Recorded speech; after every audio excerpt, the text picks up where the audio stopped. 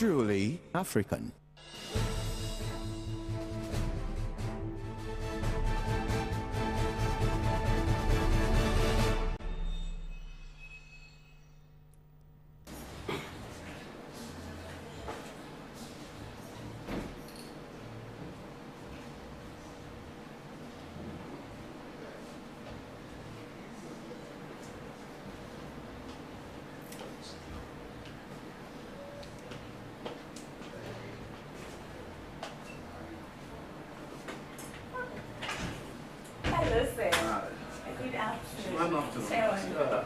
Welcome. Nice to meet you, sir. Wow. Hi. Okay. Sir, can I sit? Yeah, you can sit. Welcome to my humble abode. Thank you so much. Wow. There's nothing humble about this abode. You can see everything here. Yes. It speaks about humility. Wow. And the grace of God that has brought us this far. So this is where the magic happens. Well, this is where it happens. This is where it happens. I remember during the COVID period, I stayed in this office for 3 days without seeing the sun. Why? I never stepped out. I never saw the sun. Why? Because we were in lockdown, and I decided to lock myself down again. So I locked myself down outside the gate, locked myself down at the hall, and locked myself here. And I stayed there for 3 days. Doing what? I was reading. Wow.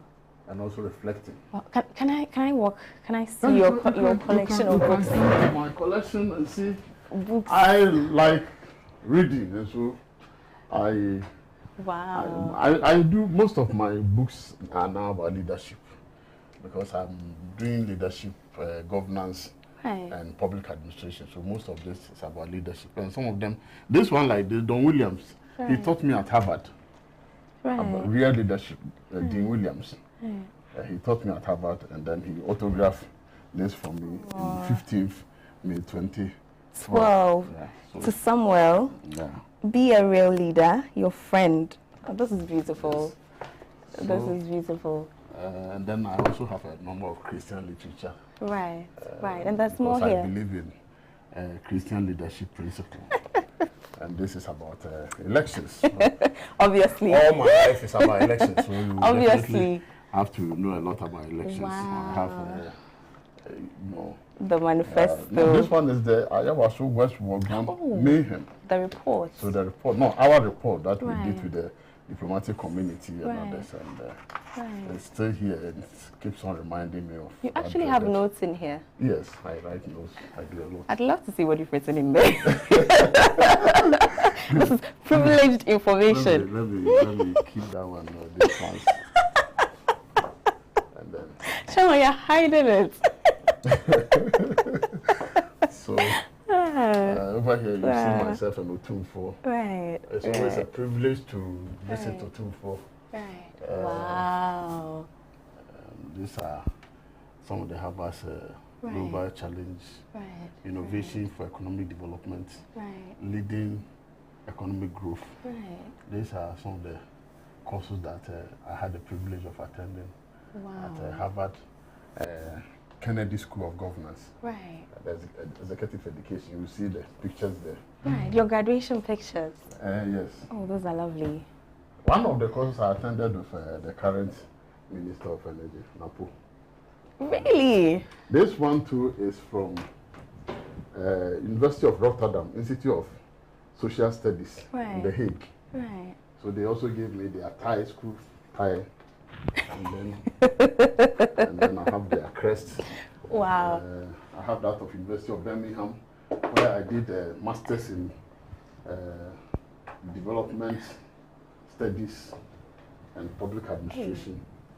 I have their crests and their everything. We are at the appropriate time now. Chairman, you're a global champion. No? And then, so these are the 3 courses that I attended at Harvard. Right. Very insightful. Right. Oh, I hope the camera is capturing those pictures. ISS, I did a postgraduate diploma in local economic development. And so you see, when I was a local government minister, I introduced the local economic development model because I thought that one of the things that we can do to accelerate development in this country is to stimulate growth in our districts. Chairman, we'll get there. There's too much to talk about. There's just too much to talk about. But I'm welcoming myself into your home. I'm very welcome. I won't wait for you to do it, Chairman. And then some interesting pictures here. You see this picture? I was being sworn in as a Deputy Minister for Eastern Region by His Excellency Jerry John Rawlings. That picture doesn't look like you. It's me. That was, it does not look like you. Before you leave, I'll show you a picture of mine. A real picture of mine. And you see that God has brought me very far. This one was fine.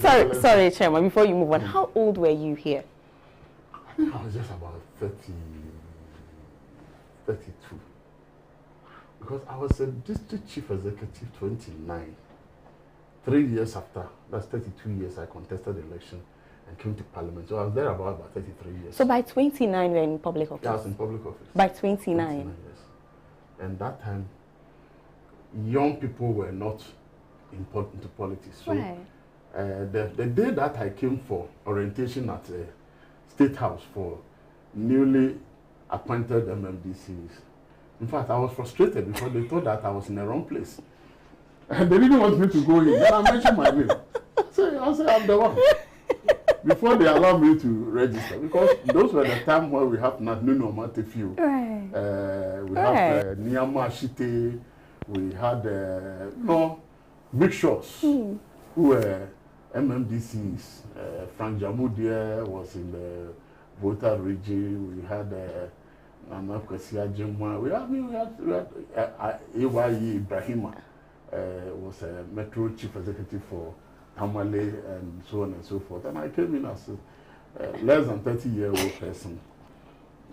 But to be very honest, I had a lot of energy and passion for the job. And so today when you go to Fantiakwa, they will tell you that the shoes that I left is very difficult for anybody to fit in. Big shoes. It's always I'm always happy when people will say that, look, the impact that you made in our district really has helped us get access to electricity, water, secondary schools, and hospital. I mean, one of the biggest hospital in the Eastern region is Abegro. And it was constructed under my tenure. No. Your name is that one. Nobody. I mean, come on. In the Eastern region, you are proper chairman. Yeah, you are chairman. You are chairman in the Eastern region. These ones have plenty. Right. Oh dear, this will take us forever. Yes. Whoa. And then wow. Over here, this is the Civilian Institute of Democratic Administration. They made me a fellow about 2 years ago. This was given by GIGPA when I completed my master's there. This is a recent award that I had. They call it the Monio Award. I love it. Monio. This one is a key to the city of Lexington in the US. It was given to me in the year 1998. Wow. So, in fact, they say I can walk into the city without knocking.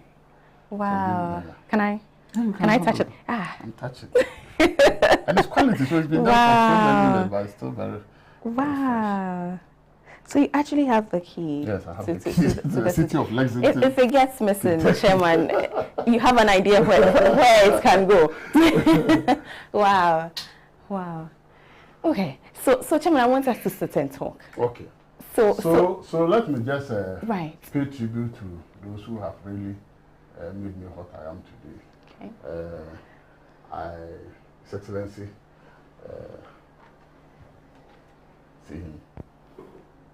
Oh, that's a beautiful picture. So rest in peace. That's a beautiful picture. He spotted me and appointed me as a young person to go into public life politics. And so I always owe it to him. Followed by His Excellency, the late President J.E. Mills, who is all over the place here. And then followed by His Excellency John Dramani Mahama. And then wow, I feel like I'm in some Hall of Fame, like like I'm in a room of greatness. Right. Okay. So viewers, welcome to the show.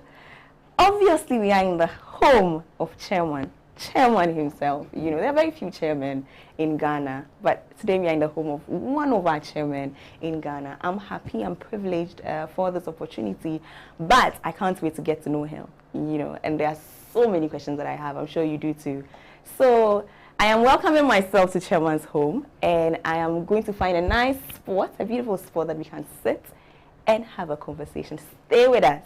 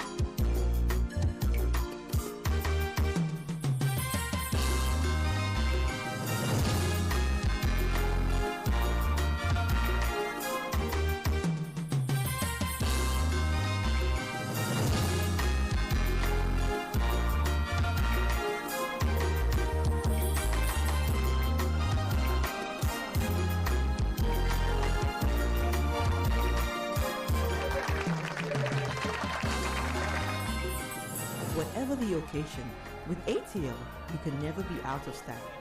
ATL, bringing fabric to life.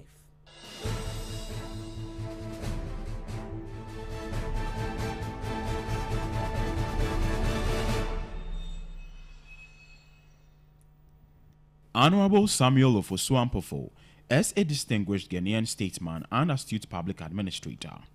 He is the national chairman of Ghana's largest opposition party, the National Democratic Congress. With his over 25 years' experience in public service as a Minister of State, Member of Parliament, District Chief Executive, Mr. Ofosu-Ampofo is dedicated to the promotion of decentralization and local economic development, with the ultimate goal of eradicating poverty in rural Ghana. Until recently, Honorable Ofosu-Ampofo was the board chairman of Ghana Ports and Harbours Authority. His tenure as board chairman witnessed massive port expansion projects aimed at easing congestion at Ghana's ports. Hitherto, he served as a board member of the Millennium Development Authority from 2011 to 2013, a board member of Afro-Asia Rural Development Organization, headquartered in Delhi, India, from 2011 to 2013. An executive committee member of the Commonwealth Local Governance Forum, headquartered in the UK from 2011 to 2013. As an agricultural entrepreneur, he combines livestock and crop production on large scale. As a philanthropist, Mr. Ofosu-Ampofo supports many brilliant but needy students and less endowed communities in fulfillment of his Christian value of giving. In appreciation to his services, he has been decorated with several awards, which include the Paris Trophy World Henry International Award for Personality of Exemplary Leadership by the renowned Swedish organization in April 2013, the Best Minister in 2012 by Facts Investigative Services Ghana, the Award of Significant Achievement as an Excellent Christian Politician by the Cedar Mountain Chapel, East Legon branch of the Assemblies of God Church, the most effective and result-oriented local government minister in the past 10 years by the New Ghanaian magazine in 2011. In 1998, he was conferred with the title Kentucky Colonel and was presented with the key to the city of Lexington in the state of the Kentucky, USA. Honorable Samuel Ofosu-Ampofo is a distinguished fellow of the Civilian Institute of Democratic Administration. He holds MSc Public Administration and Development from the University of Birmingham, Executive Masters in Public Administration from Ghana Institute of Management and Public Administration, GIMPA, and a postgraduate diploma in Sustainable Local Economic Development from Erasmus University, Netherlands. In addition, he is an alumnus of the Harvard University's Kennedy School of Governance, Executive Education and Leadership. Currently, Honorable Ofosu-Ampofo is a PhD candidate in Public Administration, Governance, and Leadership at GIMPA.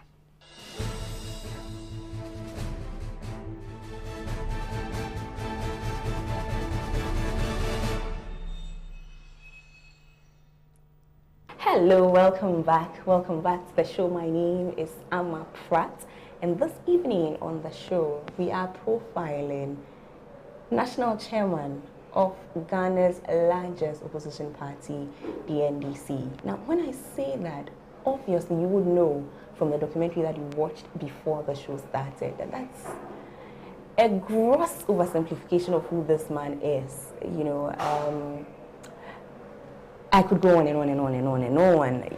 Every public sector leadership that you can think about, he's done it. Done that, been that, crossed it off his list.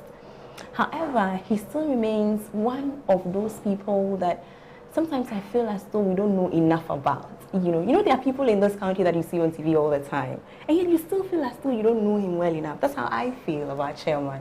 So I hope that by the end of this conversation this evening, you get to know him a little bit more.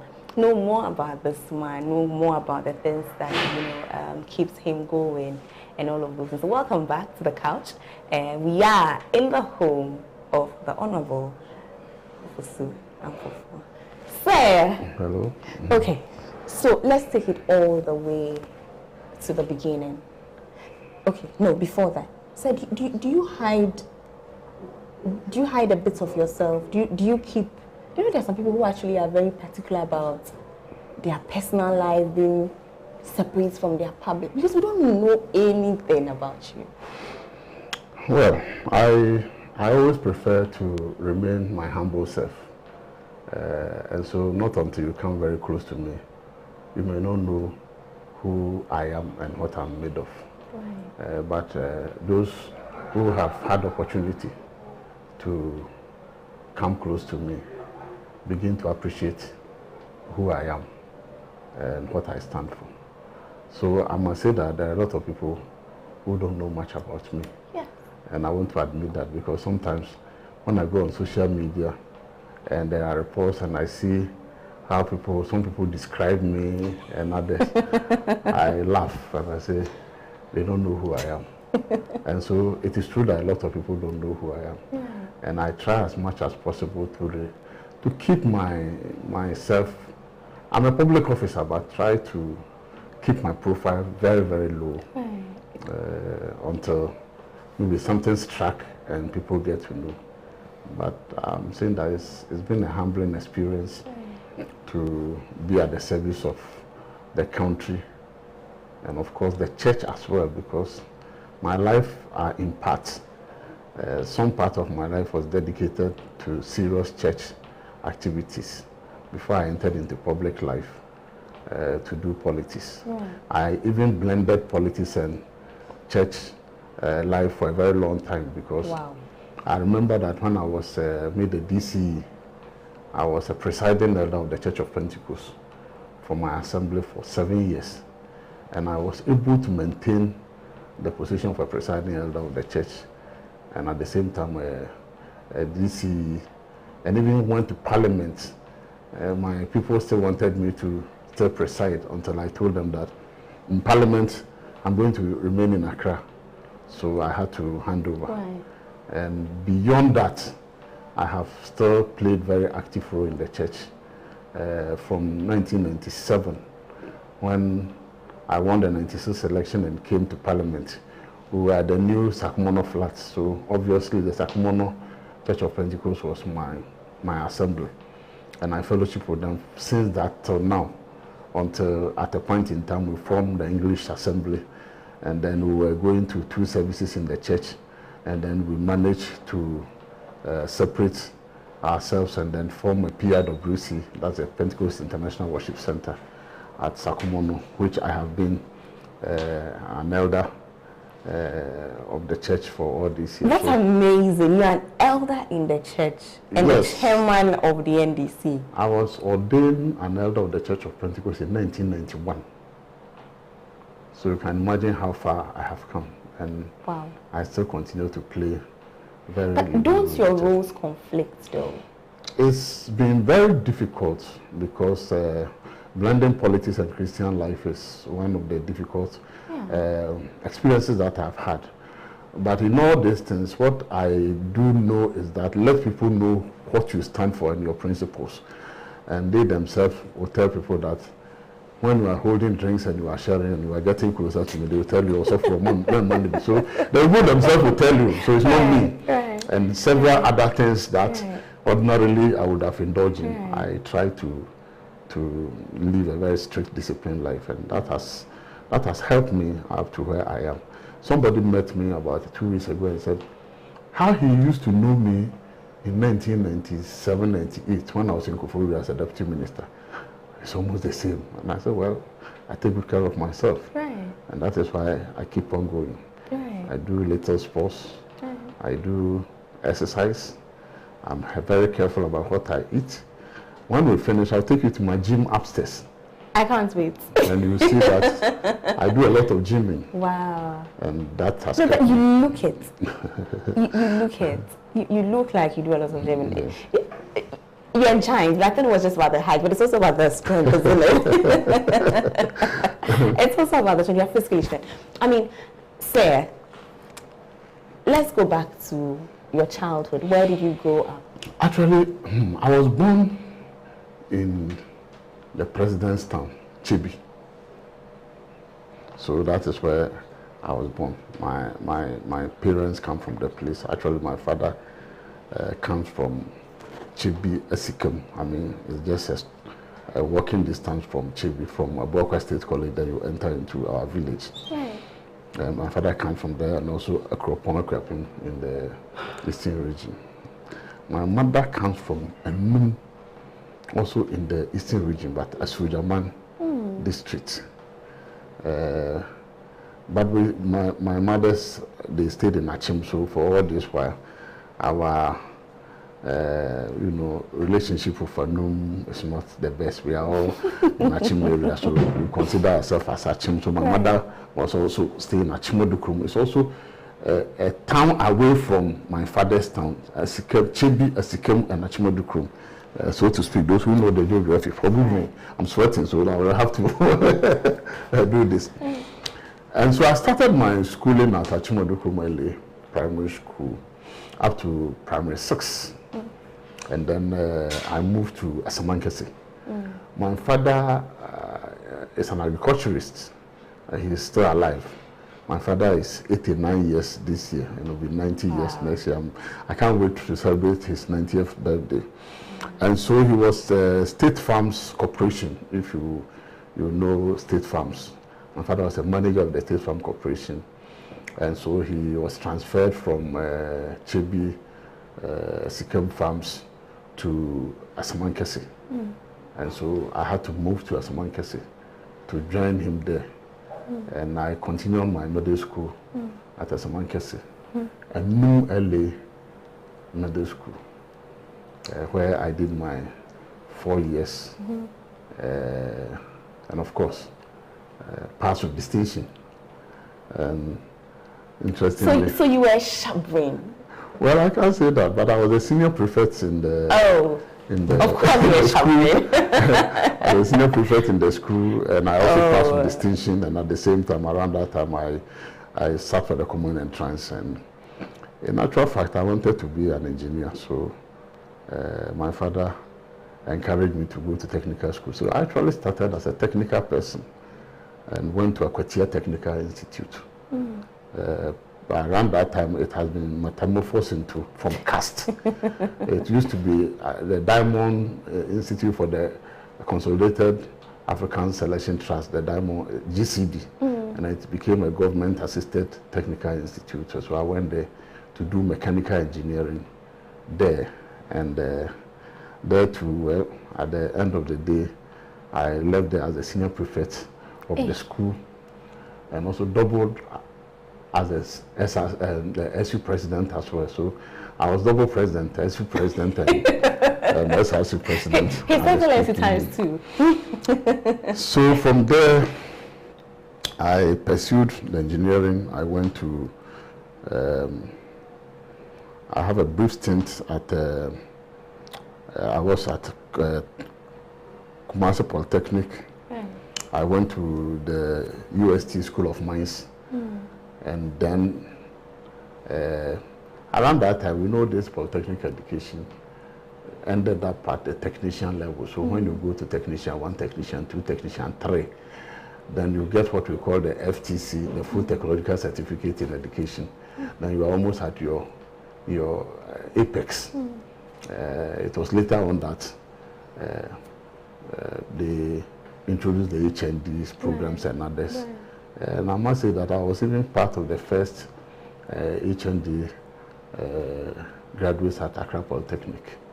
At Accra Polytechnic crew, I became the SRC president at Accra Polytechnic. Okay, I'm fine. We can move from there. And also, I was just a born leader. the PENSA president also at Accra Polytechnic. So I doubled after PENSA president and SRC president. So every institution that you were in, you were the leader? Yes. Simply put? Yes. Right. Okay. And there's a question that I have to say before you I'm wondering at what point the NDC, because of your background, and forgive me, I know that what I'm going to say is very controversial, but I am still going to say it. I mean, as chairman, you don't shy away from, hardcore stuff. In our Ghanaian politics, if somebody comes from, a chairman, the natural inclination. Why should a Achim person be NDC? Yeah, would have been to be NPP. I just wanted to finish this part so that we don't lose it. Okay. I wanted to know the kind of child you were, but I know now.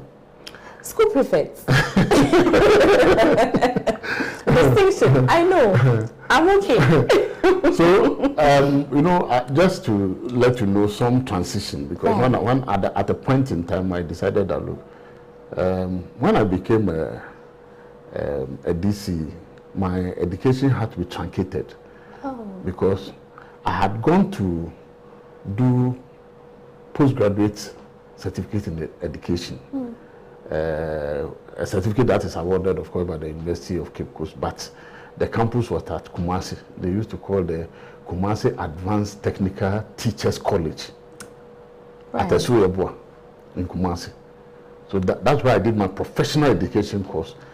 Because at that time I was teaching at St. Paul's Technical School in Kukrantumi. You taught? Yes, I was teaching. I was a mechanical engineering teacher at St. Paul's. And St. Paul's Technical School is one of the best technical schools that you have in the country.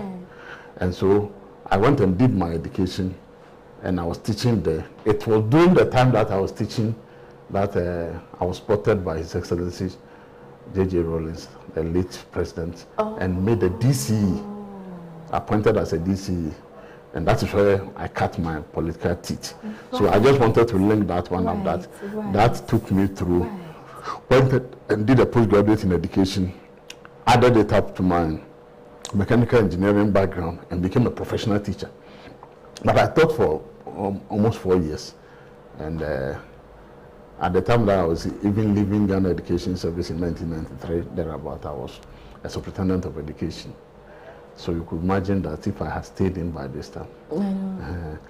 So that is how I managed and entered into... It's appointment that got you into politics. Yeah. You see, and it came as a surprise to me anyway, because that was when political parties, the ban on political parties had been lifted. And I had been a very active member of the revolution when I was in school. Very active member of the revolution. I was part of the PDCs, WDCs on campus, and also that revolutionary spirit was in me because President J.J. Rawlings was my inspirer, and I took a lot of inspiration from him. And I always wanted to act and be like him. So anywhere that I go, there's voluntary spirits, working for other people. I always watch him, the way that he does his things, comes down to the level of the people. And so it was something that, so when, the political parties were being formed, then I was privileged to be part of the team. I mean, we had one J.W. Ajikum, Suffolk and Tanker, and others in the Eastern region who were forming the NDC. Around that time, the Egger Club and the NDC, which one should be, and then I was part of the formation of the party itself. So during the campaigning period, there was a time that I attended a rally and I was given an opportunity to speak. And after the speech, which caught the attention of His Excellency, I think that was the end. I was there one day when two emissaries came to me and said that President Rawlings says that he wants you to be DC. I look at them and I say, you are in the wrong place. You are in the wrong place, because I don't think so. I've not applied for anything. I've not done anything. So the man has spotted you. Look, we have gone to all the places that you schooled. We've gone to the church that you presided. We've interviewed your friends. We've done everything. And we have done, they call it positive vetting. We have done all those things, and the man has come to a firm conclusion that even though you are very young and one of the youngest persons to be appointed as district chief executive, the man says that you are the one. At 29. Yes, 29. But sir, sorry, you know, and I like to do this, forgive me. There's something I just picked from here. It meant that with the Rawlings appointment, careful thoughts went into it. Yes. A lot of background. Yes. You know, do we still do that presently? Well, I doubt whether those things are done now, because you see, during the Rawlings era, I remember that in the 1992 Parliament, there was one lawyer in Eastern Region who was appointed as a deputy minister, and some vetting and information was found about him. On the day he was going to vetting, he was withdrawn. There was one also who was appointed, I think, Western Regional Minister. He was a former headmaster of a school in the Nzema area, and just at his vetting period, something cropped up and he was withdrawn. And if you recall, Ambassador Minister Stroke Ambassador Spugabra was appointed a minister, and during the vetting, I think something cropped up about whether he's a registered voter or something, and then so Rawlings was very meticulous. He paid attention to details, and I always say that he succeeded by and large because he carefully selected the people around him. Right. Look at the Chachuchi Katas, look at Obeda Samons, look at Alhaji Muhammad Risus, look at Kwame Dahwe brothers, look at Kofi Totobi Kwache, and people, they've been around all this while. Have you heard any negative report about them? I mean, even in the president's office there, the old man Nathan Kwao, Bebaku Mensa, and D.S. Boateng, and other people who all said PV Obeng and others who served there. He was very careful in selecting his people. So he selected me, and I thought I didn't disappoint him, because when I became a DC for just 3 years, the good people of Antiaqua, by that time we didn't have Antiaqua South and Antiaqua North, decided that I should go and represent them in Parliament. In fact, unlike other people who struggle to go and contest for parliamentary seat, they came and said, whether you like it or not, you are moving. I have settled down as a DCE. I was bringing lot and lot of development into the district. It's a newly created district, and I was changing the face of the district. So I thought that I needed enough time to consolidate. Right. But they came and said that whether you like it or not, you are going. So I was overwhelmingly endorsed to contest in 1996. And around that time, Dr. Joseph Oriata, who is the father of the current finance minister, had gone to contest for presidential primaries for Dubuahi and Kufu and others, and lost. And he hailed from my constituency, so he wanted to come and contest. He came around, did a survey, and he was told that if you are not careful, this young man will disgrace you. Having lost your presidential, don't come and make an attempt. So eventually he withdrew. Right. And then I think another person who later on became a Supreme Court, I think it's Professor Adufeni, who was the head of history department at the University of Ghana, contested me, and the young man beat the professor. And I came to Parliament in January 1997, and again consolidated myself and won again in 2000, and was in Parliament between 2001 and January 2005. So I was in Parliament for 2 terms, 8 years. It was during the 2000, when we lost the 2000 elections, and NDC became almost unattractive. Right. because there was so much propaganda against us. They described us as thieves, and when you opened the radio, that was when the first trillion was coined. And then they say, oh, trillion, 4 trillion. Everybody was running away. So myself, the late Ama Pratt.12, my soul rest in peace. Chumasi Apia, Collins Dauda, Baba Jama, a few of us decided to defend the party. And it was during that time that the NDC, people felt that, in fact, J.H. Mensah had stated that we'll be in opposition for the next 30 years. So everybody felt that that was the end of the road for us. But some of us felt that no, there's a need for us to rebound and then reorganize and recapture. So the party decided to undertake a reorganization exercise to go around the whole country to find out from the rank and file of the party what led to our heavy loss in the 2000 election. And this committee was made up of heavyweights of the party. Alhaji Hudiaya was a member of the committee. Alhaji Muhammad Yusuf was a member of the committee. Dr. Beda Sama was the chairman of the committee. The late Leo Kran was on the committee. Ama Pratt.12 was on the committee. Several of our leaders.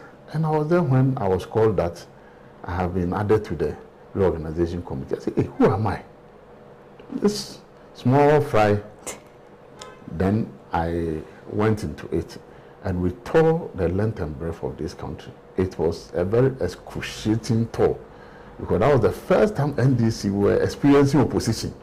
Because we have moved from PNDC to NDC.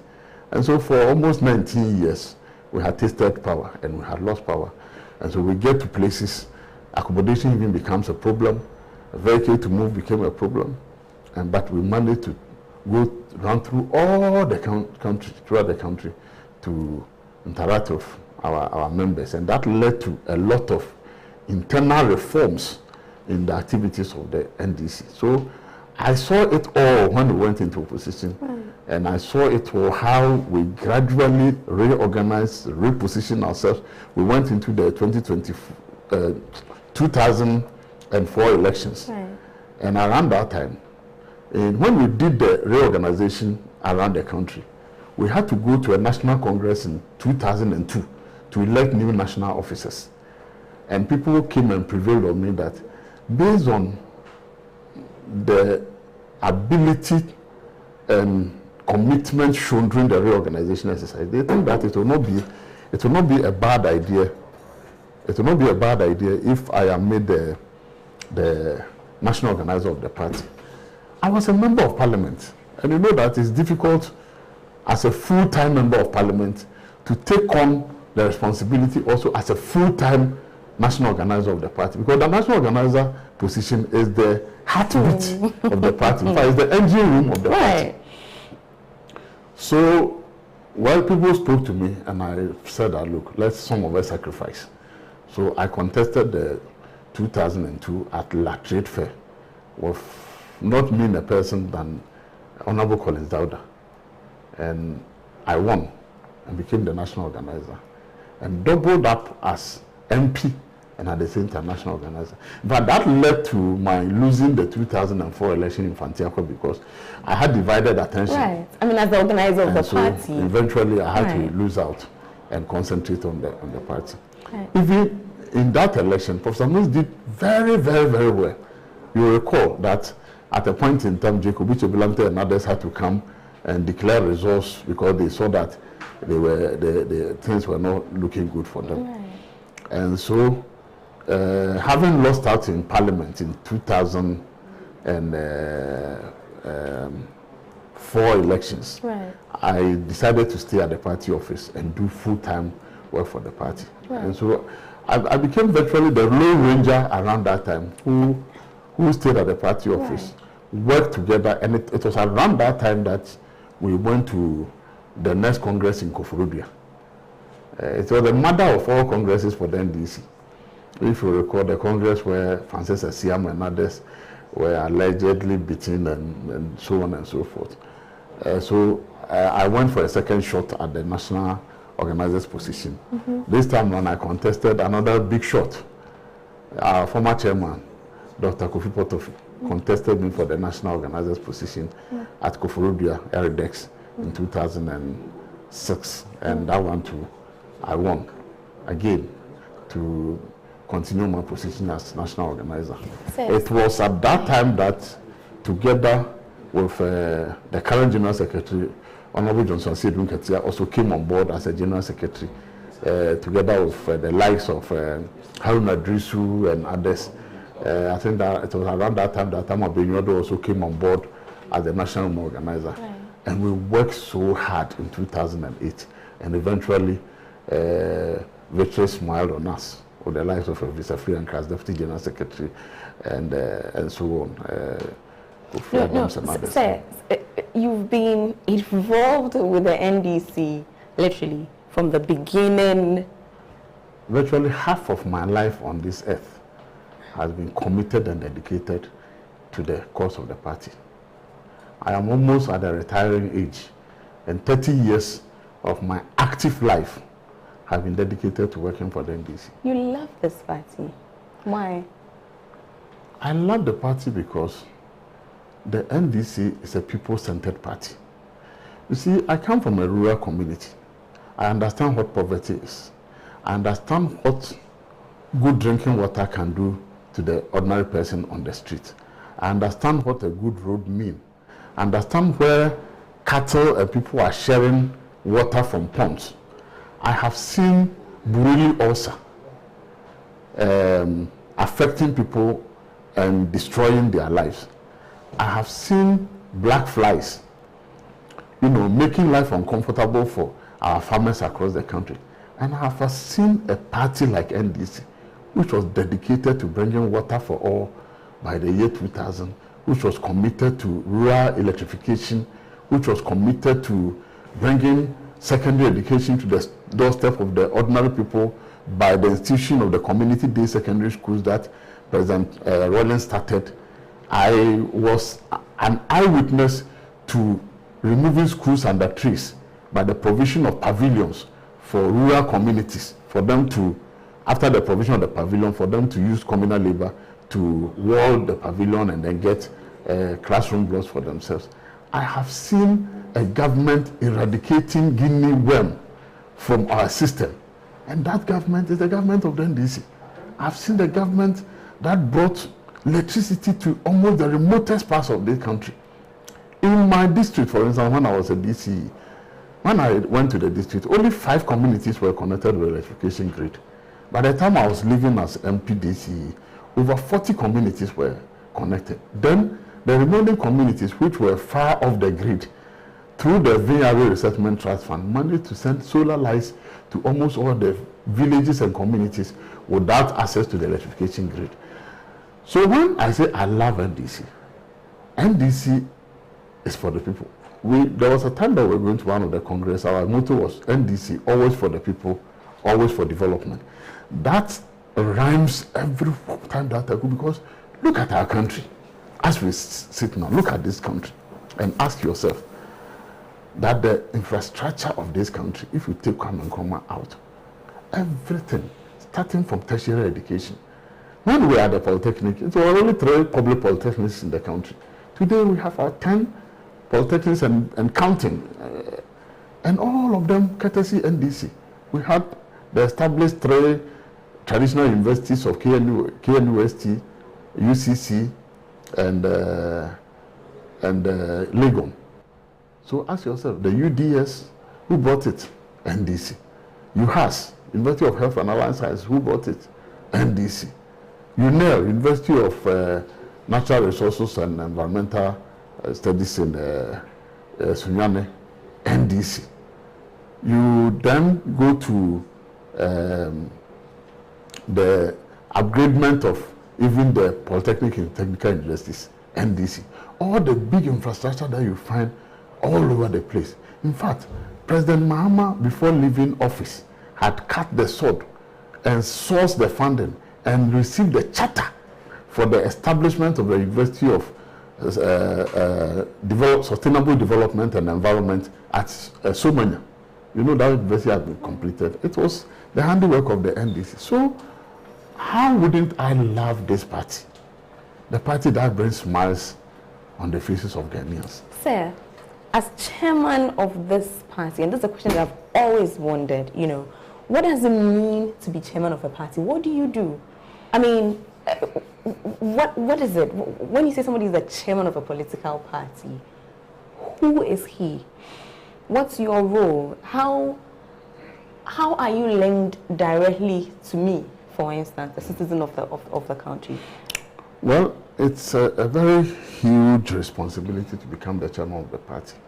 Because in our party, when we are not in government, the chairman doubles as the leader of the party. Right.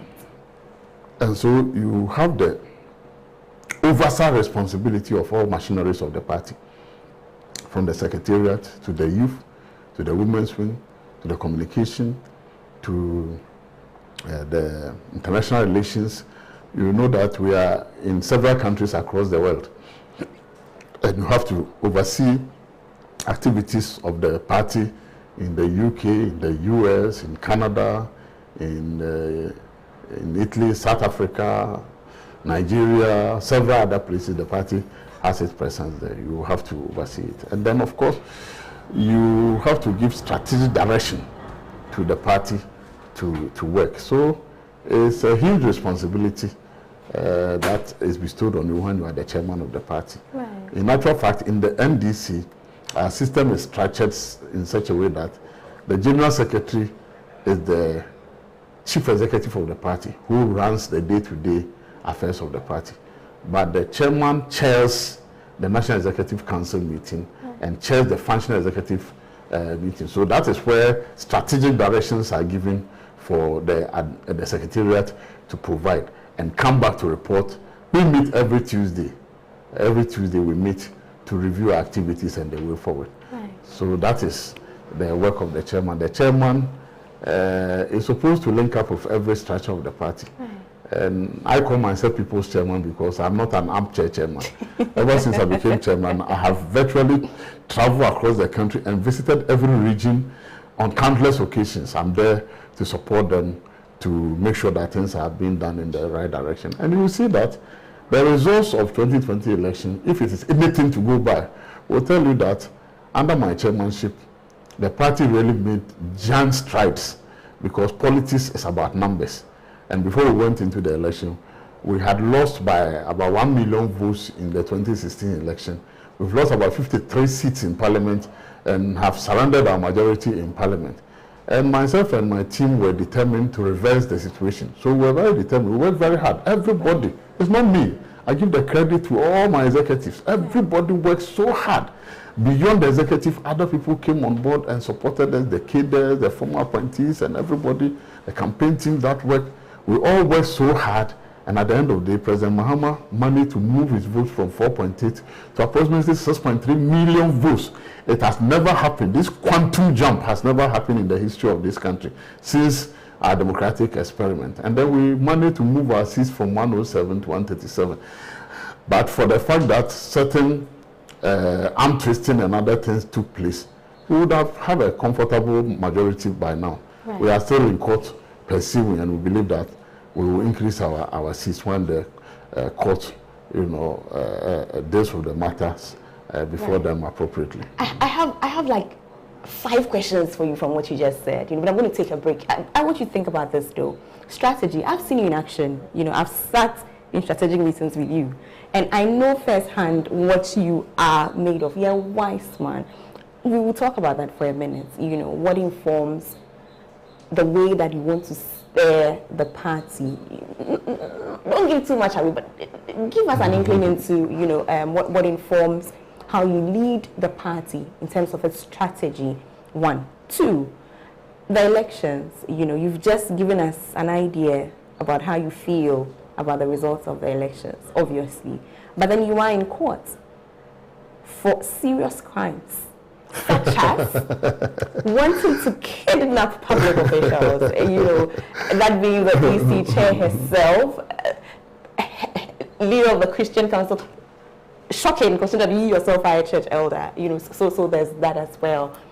But then also, I'd want to ask some specific questions about the elections that, so just ponder over that briefly, so we'll take a break and come back. Stay with us, about to get interesting.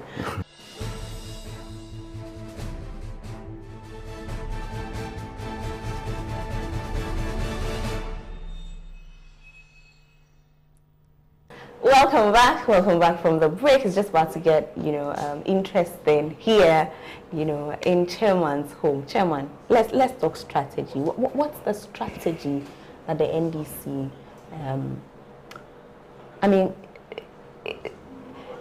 perhaps you're in a space that, and you rightly said, it's a very, and I'm choosing my words very carefully because I know that I'm in the presence of a very wise man, so I'm choosing my words really, really carefully, but the NDC of today is not the NDC of yesterday at all.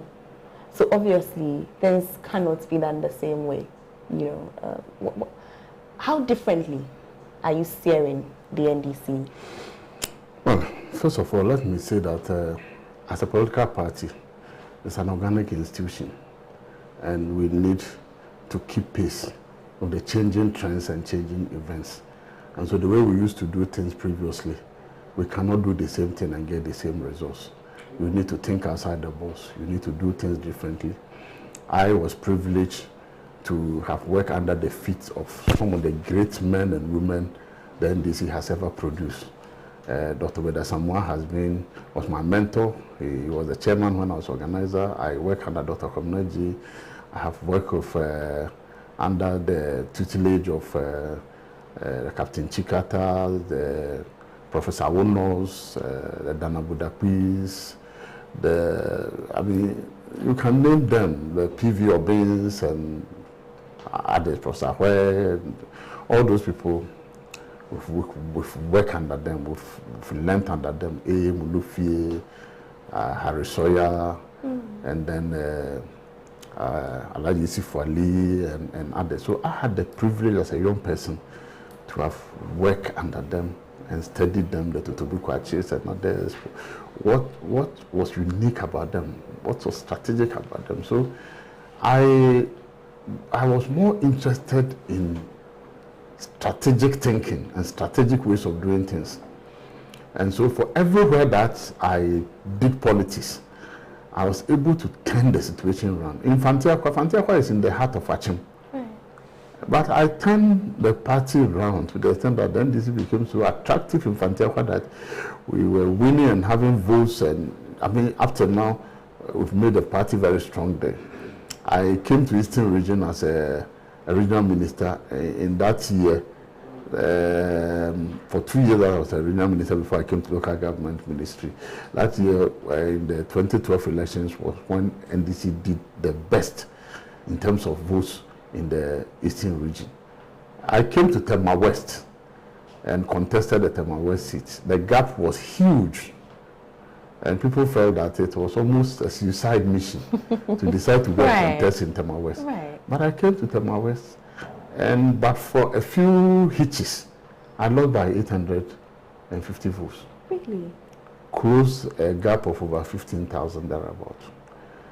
The next year that I did not contest, we lost again by about 14,500 votes. It should tell you something, because in Tema West, I managed to endear myself even to MPP supporters who said that they will vote for their presidential, but they will vote for me. But eventually they voted for me and voted for President Mahama, because I had only about 1,000 votes more than President Mahama in Tema West, and we pulled a huge votes for the presidency and for the. It all borders on one, your personal relationship with people, and how down to earth. I remember at a point in time, Tema West, I was entering into people's bathrooms when there were problems with the sewage system and the sewage was not going and it was choking back. And I go and I know that I say, I want to come and see what is happening. They open it, sometimes not a very good sight, but I go there, and the way I struggled to go and get pipes and got the problem to fix, and people felt that this man is not only about head issue, it's about somebody who can provide us qualitative leadership. And so we changed the face of politics in Tema West. And then Natoshi will be the first to tell you that she was in a fight of her life. She never thought that she had even won the election. As for the things that happened, it belongs to history. But at least that shows that there's nothing which is impossible when it comes to politics. So when the opportunity for me to to contest for the chairmanship came in. In fact, it was in 2016, before 2016 election, I was a vice chairman. Dr. Pratt.12 was the chairman. I decided that I will not contest him. I have some special relationship with him. And so once he's contesting, I won't contest him. And so we all supported. I went again as vice chairman in Kumasi and won handsomely there. And then when he decided not to contest, I spoke with him. I said, Chief, if you are not contesting, I'll go for it. It was a bit difficult because I was contesting with my bosses. And when I say my boss, Alhaji Hudiaya was my boss. I mean, when Alhaji Hudiaya was the general secretary of the party, I was a young DC. And when he's coming to my district to do campaign, I meet him with fear and trepidation. And then at a point in time, I had to go and contest these big men. Dan Abudaku was a boss, my boss, the Kida, senior Kida and others. But I felt that the party needed a certain face to change things. And so when I went around and campaigned, and then managed to share my vision with the party, and I told them that I would lead the party to win the election. Even though we are in opposition, I thought that I had what it takes to build teams around me, because I'm a team player.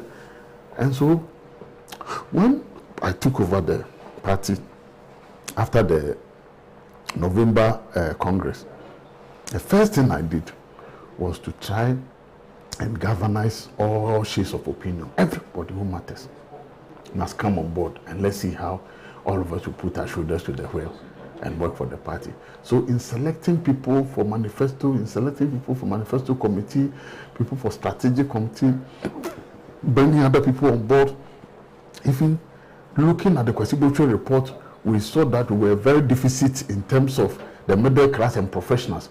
So let's introduce the Pro Forum issue. And then as a result of the Pro Forum, we brought in a lot of professionals, doctors, professors, lecturers, engineers, accountants, auditors. We brought all of them on board. And then again, we decided that let's also expand the frontiers of the lawyers, because one of the challenges that we're having is that when we even go into elections and there are disputes, we can't get lawyers to defend our people in the constituencies. So we decided that the legal team should be taxed to form a strong caucus for lawyers. And I can tell you that the last time that we met at Ada, there was close to about 150 lawyers actively working for the NDC. And in the last election, we deployed lawyers across all the 16 regions and constituencies. And so we then decided to infuse these professionals there. And so now we don't have challenges when it comes to legal issues. In fact, I must doff my hat for our legal team. Comrade Chachu Chikata, Tony Lita, Amaleba, the director, Edujita Maklo, lawyer Ayeni, Kojuga Dawudu. Please, if I don't mention your name, forgive me, but Marietta Brew, Appeal Point, and other. The kind of work that they are doing, crisscrossing the country, doing pro bono for the party. See, it's amazing. And they are all over the place, helping the party, representing us and fighting our legal battles for us, both at the Supreme Court, at the Appeal Court, and others. Lawyer Osman, lawyer Justin. Please, those of you who have not mentioned your name, I know the great work that you are doing. They understand. So they understand. Speaking of legal battles, though, sir, and I'm very happy to come here. I mean, and this is just from casually reading, off the internet. It is said that forensic evidence from Israel, say not Ghana, forensic evidence, experts from Israel indicates that of a truth, you, sir, instigated the kidnap of top public officials, threaten the lives of top public officials and all of that in line with the election dispute. And that is in sharp contradiction with the person that we know you to be. This is a church, elder, a man of great wisdom. Personally, I think that people who resort to a certain kind of politicking are of a certain, So, I mean, a little confusing. Now that I'm in the presence of the man himself, sir, permit me. Let me ask you. I am still before court, and I have gone to court over 60 times.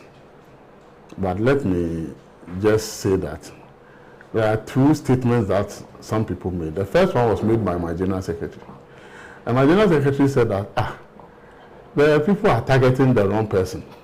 Because when it comes to these matters, Ofosu is the moderating factor who will always come and pour cold water on fire and ensure that there is moderation.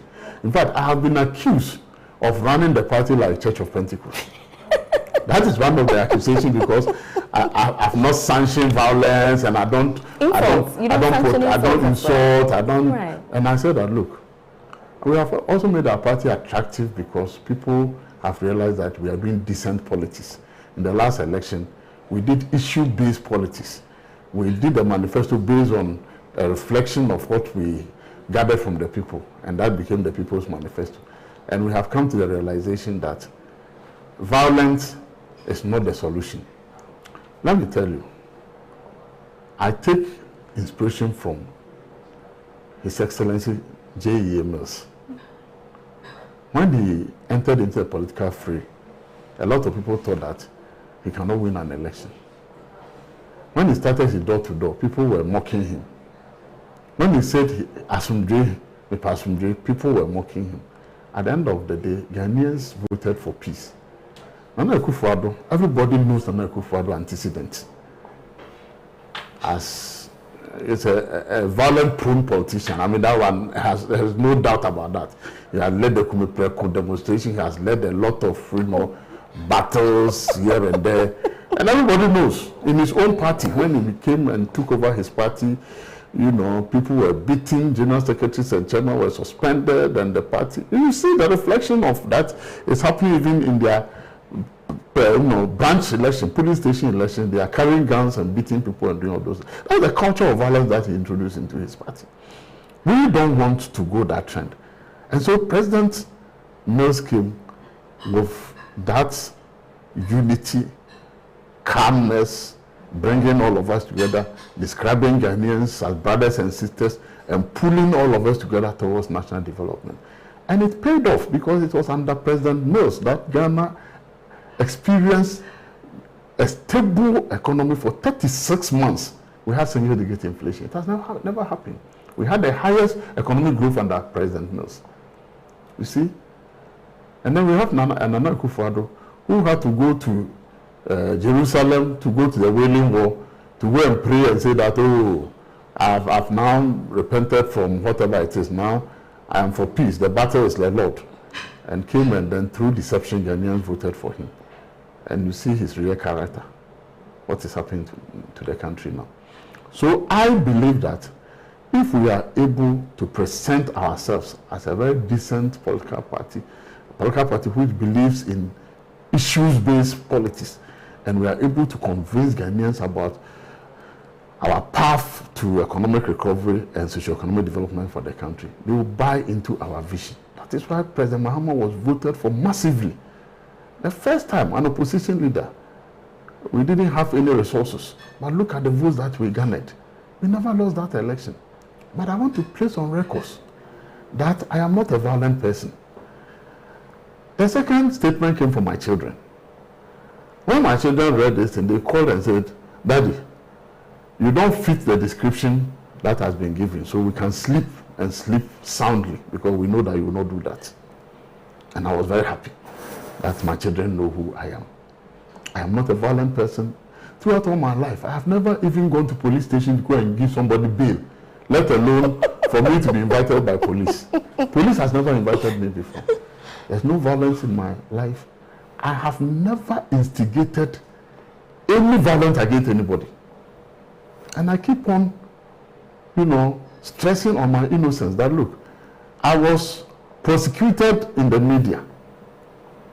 I have never used the word kidnapping. It has never. And I'm in court now. And the court charges has nothing to do with kidnapping. It was the Ashanti Regional Chairman to me, who accused me that some Canadians that were kidnapped in I was the brain behind the kidnapping, and that I bought a brand new what do we call it? Range Rover for the person.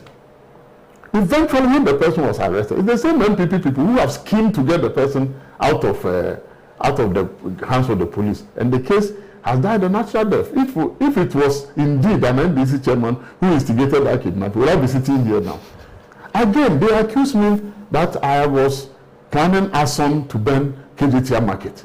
Do you know KJTR Market? Have you been there? What can you use to burn KJTR Market? Unfortunately, paradoxically, they don't know that KJTR Market, the very foundation of KJTR Market and its establishment, I played a key role as a local government minister. Myself, I was sent by President Mills around that time. That time, President Mahama was the vice president. As a local government minister, to accompany the Brazilian ambassador and the contractors to Otumfo to go and seek his blessings when we had gone through, the proposal had been brought by the KMA under the chief executive Sapon. Samuel Sapon brought the proposal. We sent it to through local government to Ministry of Finance. Dr. Konrad before then, as the finance minister, facilitated the processes, and then everything was signed, and the project was started. I told people that I build markets. I don't burn markets. I build markets. Look, all my life as a DC, as a regional minister, as a local government minister, I build markets. I don't burn markets. So it is not true that I have ever involved myself in any kidnapping act. I went to court more than 2 years now, to almost 3 years now. The case has not been called. I have sued Undumi and Multimedia, because it was aired on, I think, in Shire FM or something. I sued them in court. For 2 years now, they've not called the case. But the case against me, I've been in court for 60. What kind of judiciary do we have in the system? The case has not been called. You need to call for more than 60 times? Yes. Wow. And still counting. Next week, I'm still going to court. But I want to say that because the matter is in court, I don't want to go into the details. Right. But I want to state emphatically, as I stated, that I have never instigated any violence against anybody. And I have never caused anybody to go and cause harm to any public officer. What do I gain in causing harm to any public officer? They should check my track record and see whether there's any traces of violence in my life before. So I believe that the case is going to go its full course. And even recent event shows that even the prosecutor himself in the last court sitting, he said he didn't have any evidence. I mean, you just go and pick some recording that have been doctored and then you use it as a case against me. We are getting there. Who recorded it? Where was it recorded? Who was there? He doesn't even have evidence. And so I will leave it there because I don't want anybody to say that a case that is before court, I am trying to prejudice. So I'll end it here. But I want to say that I have never preached violence. I am one person. When even the temperatures are rising, I'm the one who will come as a thermostat to regulate and bring the temperature down to ensure that we have a peaceful country. Right. How we have gone through these elections and the disputed results, and Ghana is in one piece, people should know the brains behind it. Right.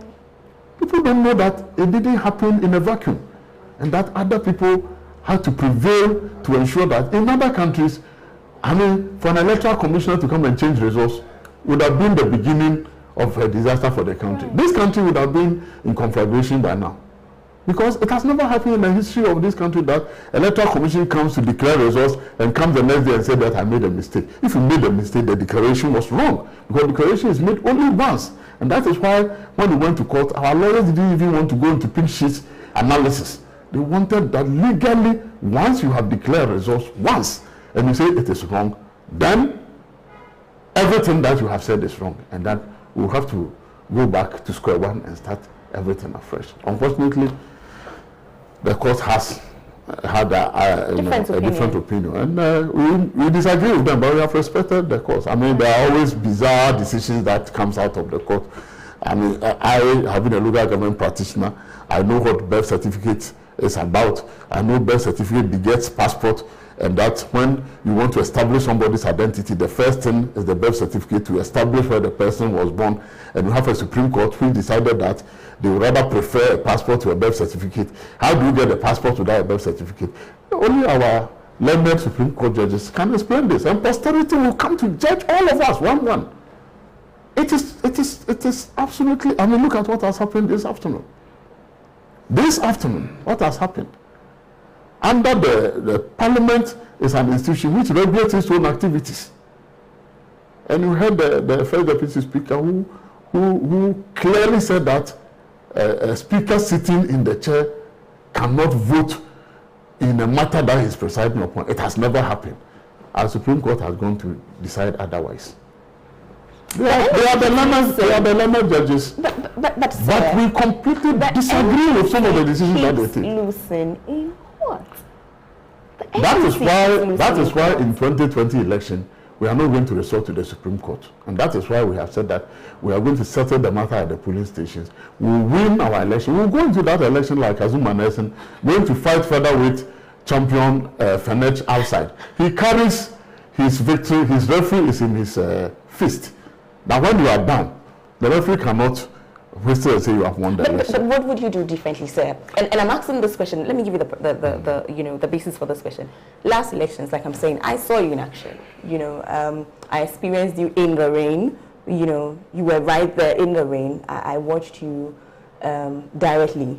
Just watched you move everywhere with all of the top runners of your party. And His Excellency John Dramani Maham's on his you were there. Those I saw on TV. But with Prof's campaign, I was there and I saw you everywhere. Yes, I saw you everywhere. You were everywhere. In the rain, the heat, when we're going to the and the ones that I enjoyed most are the ones that were actually there, to be honest. Because you have a way with language. There's a way you use language that, I just enjoyed. Every time when at Chief's Palace, when it was like your turn to speak, I was like, okay. Because you're going to say something really meaningful and impactful. Now, you did all that. Look at the results. What are you going to do differently? What were the results? The results was that we went into an election where we had deficit in Parliament. We have brought our membership in Parliament in such a way that we have a hung Parliament now. For the first time in the history of the country, we have an opposition member being the Speaker of Parliament. And then we had the final result disputed and decided by the Supreme Court, which we even still disagree. So for us, we never lost this election from where we came from and from where we are. So going forward, I know strategically that the things that we are doing is just to tweak a few things that did not go well. I won't go into the details, but there are 3 key things that we are going to do. And those 3 key things that I have identified and we have started working on it, we will work and perfect it and we will win the next election hands down. There's no way I can assure that 2024 NDC will win the election hands down. Whatever the MPP will try to do, we'll find an antidote to it. And we are working assiduously towards that. One of the things that I do, if you have followed me, is that I don't normally talk too much. True. I don't discuss my strategy in public. True. But if I tell you the things that we did quietly to surprise them, people are still dazed by the results that came. They will not come and admit it, but they are dazed. They can't just understand it.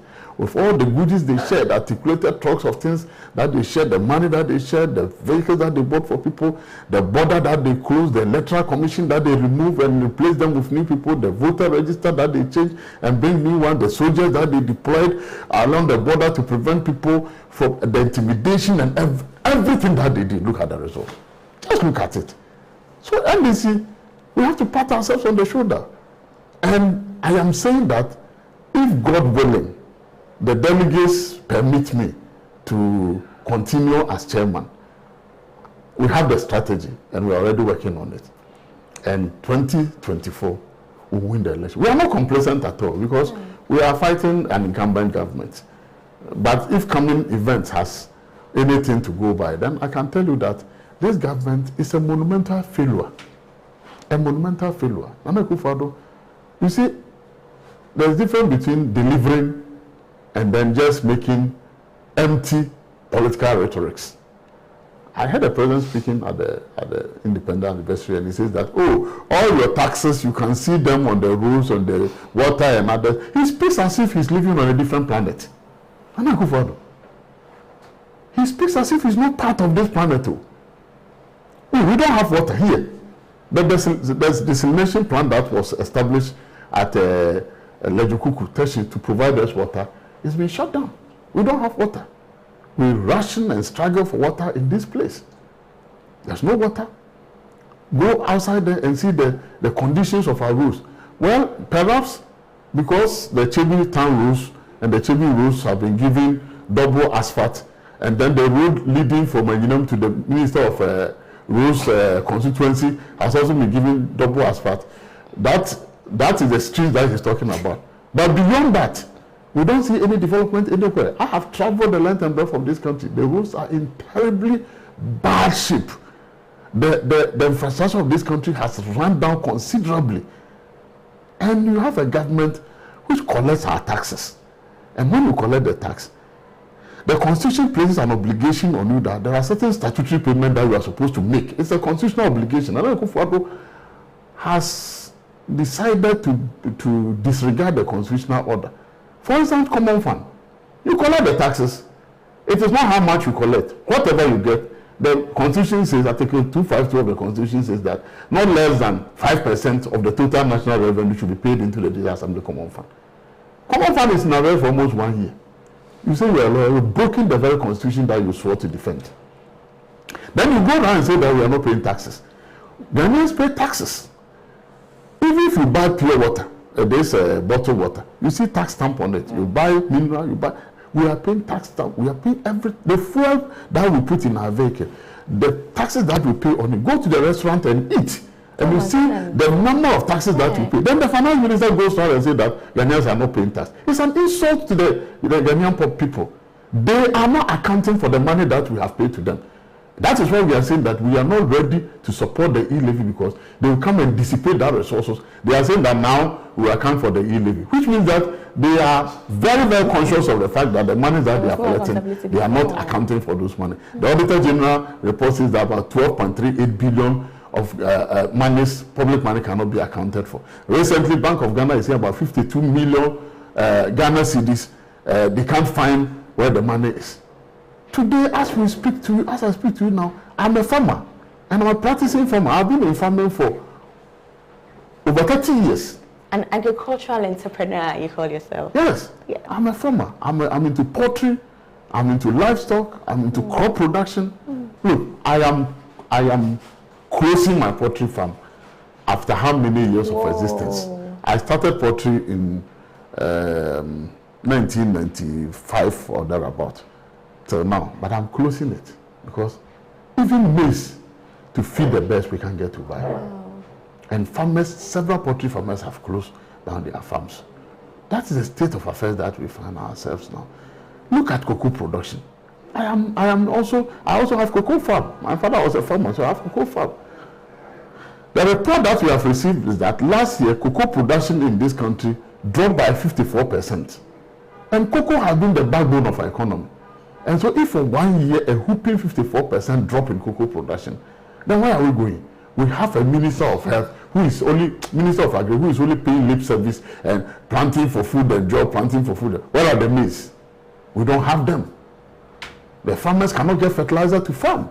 They can't get weedicide. The prices are so astronomical that when you buy the weedicide and the insecticides and go and spray the farm, you can't even break even to get your. So farmers have, given up. Our country is grinding to a halt, and we are in deep, deep crisis. And so Nana Akufo-Addo should put a stop to the rhetorics. Those flowering speeches will not put food on the table for Ghanaians, will not turn the economy around. Fuel prices have crossed the 8. Dollar is almost crossing the 8. Where is Dr. Baumia, the economic messiah? Where is he? He has stopped talking about the economy. The lecture rooms are there at Central University. If he wants us to finance it, we'll finance it for him to go and talk about the Ghanaian economy. You see, my sister, I'm being passionate because I am passionate about Ghana. And these MPP people are taking this country for a ride. They didn't take it serious at all. You have a hung parliament, 137, and you disrespect the speaker, you disrespect the leadership of the minority, and you think that we can move forward and build a country. I always believe that we all have a responsibility to keep this country moving. Right. Sometimes our people tend to attack me when I talk about the need for consensus building. But you see, we cannot divide ourselves. We cannot polarize the nation. We cannot move apart and get Ghana going. Right. It is not possible. I have been in government for so many years, and I believe that the best we can do is to tap resources, is to exchange ideas, is to bring people on board.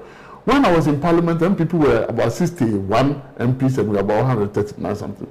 J.H. Mensah, J.H. Usu Achampon, D.F.Anai was the Speaker of Parliament. When debates are ensuing and there are disagreement, he gives opportunity for the leadership to go and joy and come back and build consensus. That is how we can move this country forward.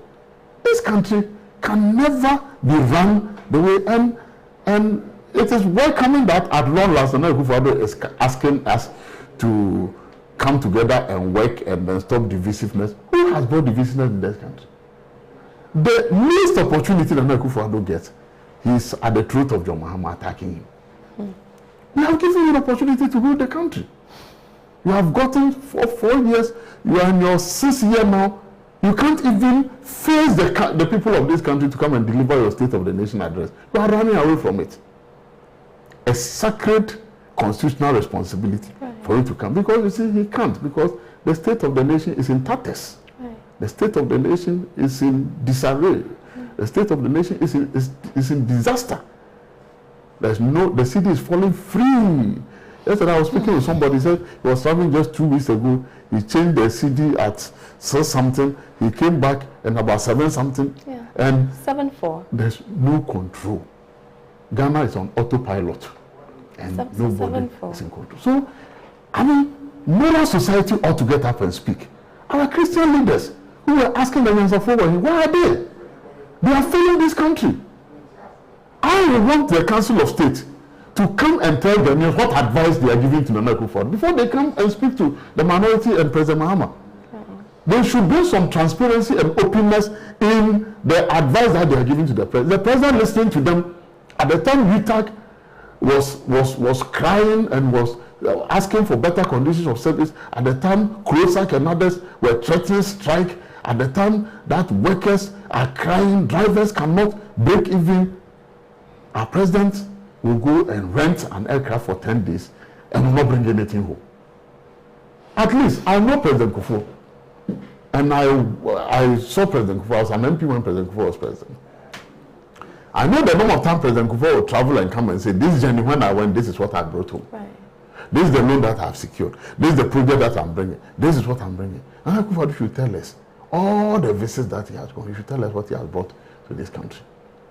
You succeeded in collapsing banks, local banks, and the biggest entrepreneurs in this country. You have made them useless. Kofi Mwambe, Pakwesi Ndum, and others. When I travel outside the country, I know countryside, because I move a lot, and I see group Indum banks. The infrastructure that is rotten. I ask myself, Nana Akufo-Addo, you're a very wicked person. I don't use these strong words, but I'm hurt. That is why I'm using those words. Go to Sagami housing project and see the number of houses that are in ruins. Some of them have been well furnished for teachers, soldiers, policemen, other civil servants who can go and occupy it. 5 to 6 years down the line, the houses are there rotting, and we pay for it. What kind of leadership is this? What kind of leadership is this? Sir. So if our members of the clergy will direct their attention to the MDC, we don't control. You see, governance is about who gets what and when. That is what Harry Laswell or somebody described governance. And one of them also described governance as the authoritative allocation of state resources. Right. So when you are in opposition, you don't have control over state resources. You don't allocate resources. You don't allocate values. So nobody can come and ask you to account for anything. So we expect the clergy to also tell us that how many times have they gone to Nana Akufo-Addo? Have you listened to them? The Council of State, what advice have they given to the president? Has he listened to them? The direction the country is going. Have they seen it? Sir, and then people come to blame us. Right. We, NDC, we are the midwives of the Fourth Republican Constitution. Oh, I like that. The midwives of the Fourth Republican Constitution. We birthed it. We struggle, and it is one of the enduring legacies of President Rawlings and the NDC for this Fourth Republican Constitution to produce 8 parliaments. So you need to come back. We will do that. Let me just end this. And we need to do it on a Thursday. We will be the last to undermine this constitution. Right. You see, when coup d'etat happens, 2 institutions suffer. 1, political parties. 2, parliament. Right. So the coup leaders will say political parties has been banned. Parliament has been proscribed. We are in politics. I've been in politics for 30 years and counting. And I want my party to come back to power to implement the good policies and programs that we have for the good people of this country. NDC will be the last to tout for a coup d'etat to happen in this country. But you see, in this world, you don't behave like the ostrich and put your head in the sand and behave as if nothing is happening. What Professor Tuguba and others, Kenneth Felix Samoa and others are telling is that there is something called early warning system. Every government might be prompted when there are early warning systems. That is why, for me, I thought that banning the celebration of 31st December and June 4th and others by the government was a very bad thing to have done. Because if we were celebrating it, we would have been reminding ourselves very often what factors led to this situation that we find ourselves. And people are saying that the very factors that led to military takeovers and others have reared their ugly heads. Right. So let us be conscious and make sure that it doesn't happen. Sir. They say we shouldn't say it. Chairman. NDC will never advocate for a coup d'etat. But when the early warning systems are there, we will remind government that sit up and fix the problem. Right. So that we can continue to enjoy a peaceful, viable democracy that we've all struggled along the years to build. And brought to this stage. Chairman, I want you to promise me that you come back on the show for the hard talk. I promise, because I think there are so many areas that we have not even tackled. Yes. There's so much that I want to talk to you about. You know, and I feel as though you haven't allowed me to go into the areas that I'd wanted. You know, I wanted to get to know you. I wanted to get to know your wife, for instance, and your adorable 5, I call them the men. I call them the 5 BN. The 5 what? BN. Battalion of Infantry.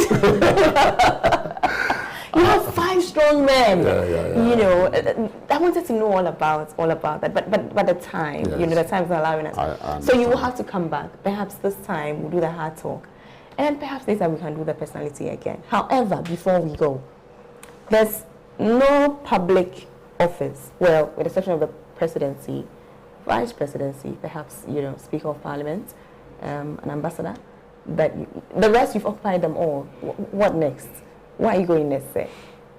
Well, I am very comfortable with what I'm doing now, because I think I find my element in politics. And, you're home. And I'm always home when it comes to politics, because I devoted a lot of time to learn. And apart from learning, you know, I also try to build my capacity so that I'll be able to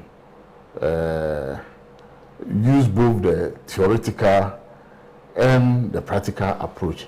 So when I left St. Paul's and I entered into public life, I decided to pursue public education, public administration. Right. And so I combined working in government and studying. So, you know, I did a postgraduate certificate in public administration at GIMPA.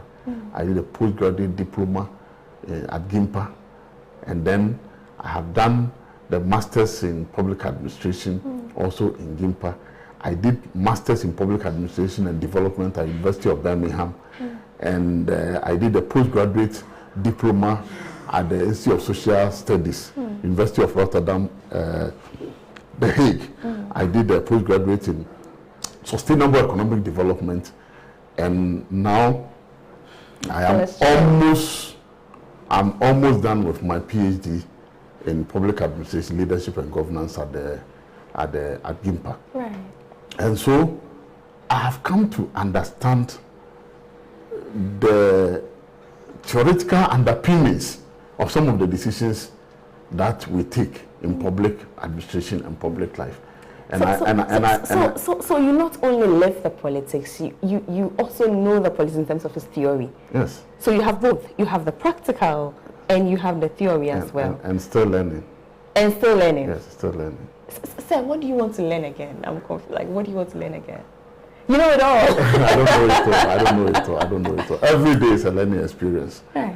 And so I keep on learning. I keep on even learning from young ones. I remember when I became a DCE, I was from a classroom when I came and they say, you are the DCE. The next day, go to the office and work. We have sworn you in. I didn't know how to minute a file. So I stayed back. And when all of them had gone, I called the clerks. I said, go and bring the files. And the clerks were happy. They were teaching me. This is what TND means this. This is this. BU means this. And they were teaching me quietly. And they were boasting. They are now the teacher of the DCE. It took me less than 1 month to learn on the job. And I didn't call them again. Right. So, you see, it pays to be humble to people like that. Right. And they taught me. Right. So, every day is a learning experience. That is why they call me a grassroots person, because I always go back to the grassroots. Right. I always call them, I learn from them, I pick lessons from them. One of the things that I want to do is always to impact knowledge and then mentor other people. So, in those political circles, I have mentored several hundreds of young ones who have come into the political limelight, and I keep on mentoring and teaching and doing. Anytime that I go as a guest lecturer in one of the universities will invite me, or I'll go to GIMPA, or a lecturer will say, come and teach my boys, and I go there. They don't want me to leave. There was one time that the lecturer said that, by 7 o'clock, they are carrying their bags and they are going. It's 8:30 and everybody is seated. You have a way with words. And say, don't go, stay. Because I blend my own practical experiences of the theoretical. And now, with the PhD that I did, I have done a lot more into theories and how theories are developed and how theories underpin the policies that we can. So, I think that being a chairman, God willing, we win the next elections. When we win the next election, as the national chairman of the party, I will attend cabinet meeting. And so, I'll be able to bring this knowledge, this experience, this hands-on experience and others to help in shaping policies and programs for the country. And I can tell you that the NDC has the best set of policies to address the myriad socioeconomic challenges that we face as a country. But I'll keep it for another time. I think you have an idea what my next question was going to be, but I'll keep it. So I'll behave myself. I'll be a good little girl. You have been so far. Thank you. Thank you. But you know, and I have somebody here. You know, speaking of mentors and people that you have carried with you over the years, I have somebody here who'd come on very soon. But before he does, my question to you is about just your physical strength. And I wonder, after experiencing the campaign myself, I wonder how, say, you have been doing this over and over and over and over and over and over again, and you are still going. It is no joke. At all. And you know, I give all credit to the Almighty God who gave me the strength to be able to carry out these activities. When I was in Fantiakwa, they called me a Jumaura, and they called me Dadiakun. I've gotten a lot of names. In this region, they call me Iron Boy.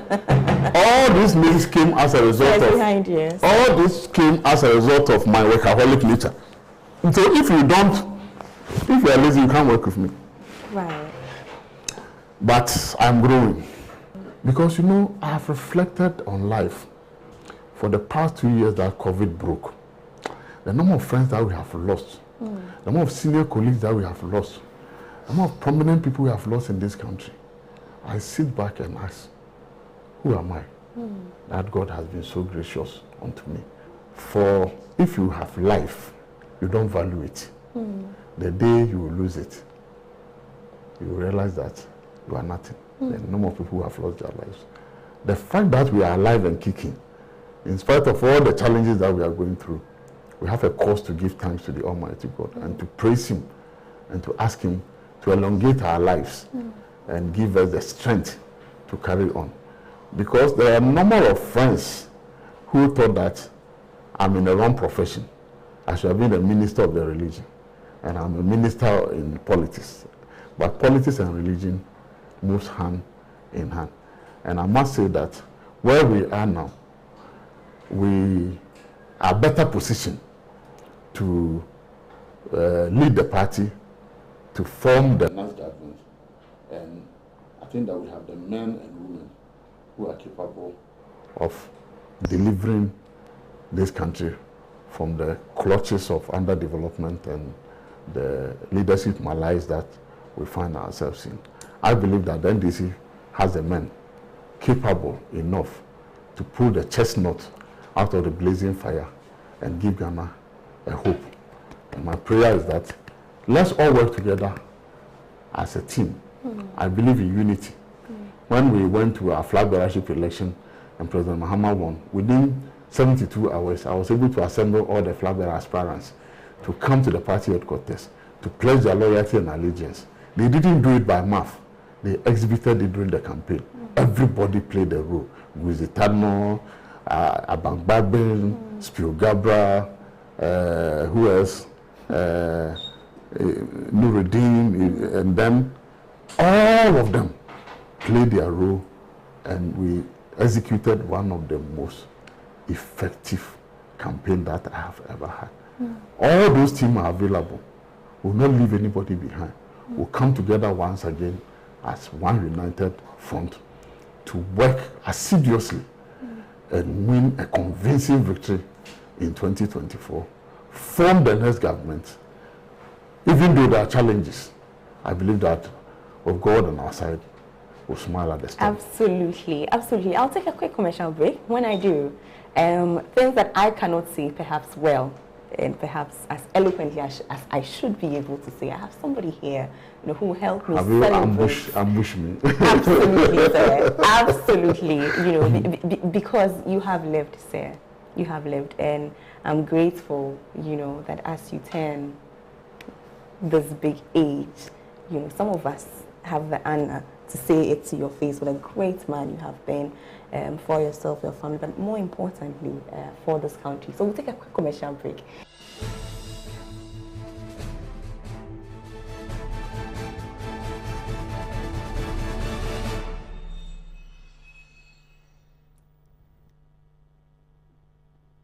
Joined by George Opari Ado. We all know him as Pablo. If I'm being completely honest, I don't know George. I only know Pablo.